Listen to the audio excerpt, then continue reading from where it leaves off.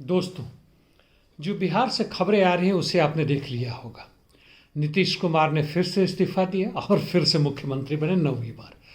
यह कोई बहुत महत्वपूर्ण घटना नहीं है। आज जो पूरे देश में जिस तरह की राजनीति चल रही है, जिस तरह की हमारी आध्यात्मिक सोच है, जिस तरह के सामाजिक और आर्थिक परिस्थितियां हैं, उसमें यह कतई आवश्यक नहीं है कि हमारे प्रतिनिधि बड़े ही एक सरल स्वभाव के, एक सीधे सीधे बोलने वाले, मन के अंदर कुछ और बाहर में कुछ और करने वाले ना हों और जनता के लिए काम कर रहे हों। इसकी संभावना ही बल्कि तकरीबन शून्य के बराबर है, चाहे वो किसी भी दल के हो, चाहे वो सत्ता पक्ष में हो या विपक्ष में हो। मुख्य मुद्दा यह नहीं है। मुख्य मुद्दा यह है कि यह स्थिति आई क्यों। ऐसा नहीं है कि शुरू में नहीं था, इस हद तक नहीं था। आज तो सड़ांध की वह बू आ रही है कि दूर दराज से भी यह महकने लगा है। इसमें यदि कुछ आपको मज़ा आ रहा हो टीवी में, जैसे आप सीरियल देखते हैं, सास भी कभी बहू थी, या आगे आने वाले समय में बहू भी कभी सास बनेगी, तो उसी तरह का भद्दा मजाक हो रहा है। सीरियल देखने वाले में और कुछ काम नहीं है। आप हिंदी फिल्म देखते हैं, अजीबोगरीब तरीके की कल्पनाएं होती है, उससे भी ज़्यादा भयंकर कल्पनाएं हैं, लेकिन बहुत उबाऊ हो चुका है, जरा भी मज़ा नहीं आता है। केवल यदि कुछ जो खास कमिटेड लोग हैं, जो बिल्कुल भक्त बने हुए किसी खास पार्टी के, बड़ी खुश हैं, कल इधर ताली बजा रहे थे, आज इधर ताली बजा रहे हैं, कभी इसको गाली दे रहे हैं, कभी उसके पक्ष से बोल रहे हैं। और फिर आज भी नीतीश कुमार बहुत सारे कस्में खाएंगे, वायदे लेंगे कि मैं फिर से कभी उधर नहीं जाऊंगा, जो उन्होंने पिछले 6-7 बार कर रखा है। यानी यह बैडमिंटन का खेल चल रहा है। एक पाला हो गया, मैं उधर जाऊंगा, तुम इधर आ जाओ। फुटबॉल में यही होता है, आधे टाइम के उधर होता है, या आधा टाइम जैसा कोई समय नहीं है। एक बार आपने वोट दे दिया 5 साल के लिए, आप भूल जाइए कि आपके साथ क्या होगा, ये लोग क्या करेंगे, ये लोग किसके लिए काम करते हैं। विपक्ष में है तब कितना भी पक्ष के ऊपर आरोप लगाएं कि ये पूंजीपतियों के लिए काम करते हैं, और जब यह पक्ष में चले जाएंगे, सरकार में आ जाएंगे, तो फिर वही काम करेंगे। भाई 5 साल का एमएलए एमपी का वेतन है, दोबारा है तो दुगुना मिलने वाला है, पेंशन में भी डबल मिलने वाला है।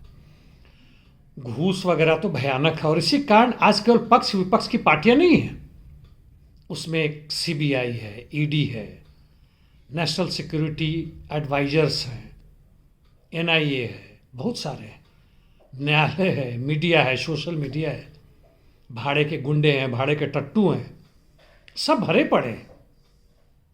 यह सब हमारे ऊपर बोझ है। बैंक के बड़े बड़े मैनेजर, आईएएस आईपीएस के टॉप लीडर्स या नेता, मिलिट्री के टॉप लीडर्स, बड़े बड़े रैंक और बड़े बड़े ओहदे लगा के घूम रहे हैं, लेकिन यह किस काम के हैं। यूक्रेन में जाकर देखिए, भाड़े पर ब्रिगेडियर लेफ्टिनेंट जनरल के लोग भी आ रहे हैं, मारे जा रहे हैं अमेरिका इंग्लैंड से। मतलब दलाली यूं सामान्य सा हो गया बात, इसमें कोई नई बात नहीं है। बकरी के रखवाले के लिए आप भेड़िया को रखेंगे और उम्मीद करेंगे कि भेड़िया सुरक्षित रहेगी, कल दूसरे भेड़िया को, कल तीसरे भेड़िया को, कुछ नहीं होने वाला है।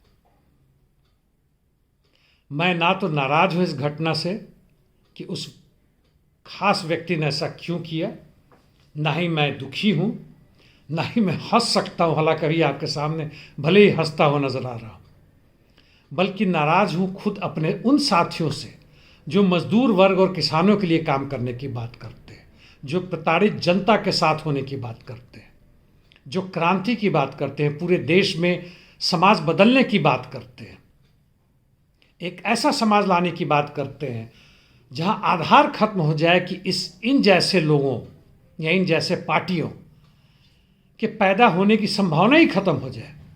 मैं पहले भी कह चुका हूं कि आप कितना भी हंसे, यह नहीं हो सकता है, तो रास्ता वही है, पूर्ण बर्बादी। अभी तो विश्व युद्ध की तरफ हम बढ़ ही रहे हैं। केवल यूक्रेन और गाजा पट्टी में, यानी मध्य पूर्व एशियाई में नहीं हो रहा है। आप यदि थोड़ा ध्यान देंगे, पढ़ेंगे, तो अफ्रीका के कई देशों में, सूडान, इथियोपिया,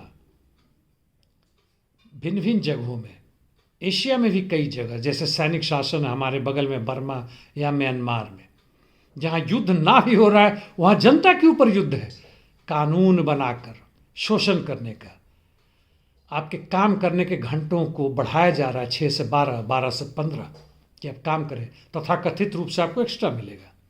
और आपके लिए रोज़गार के साधन क्या है? पकौड़े बनाना, चाय बेचना। और जीने के साधन क्या है? तो नाली से जो गंदी हवाएं आती है उस पर आप चाय बनाए, खाना बनाए। और नहीं कुछ मिलता है तो बाबा जी का ठुल्लू तो है आपके पास, बजाए उसको।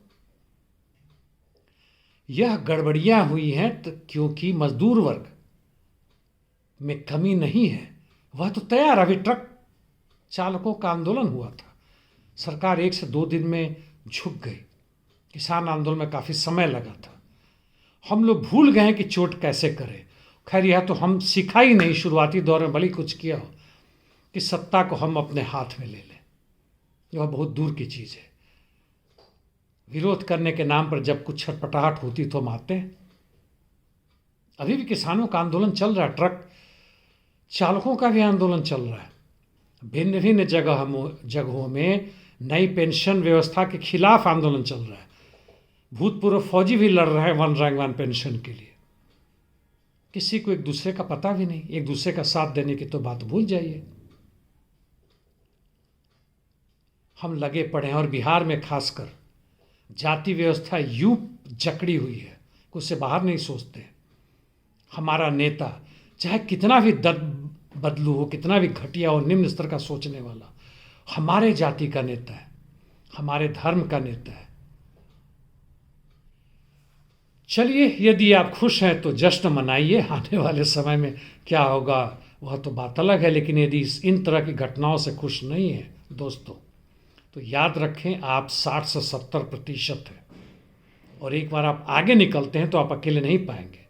हजारों, लाखों नहीं, करोड़ों की संख्या में आपके साथ बाकी लोग होंगे। धन्यवाद।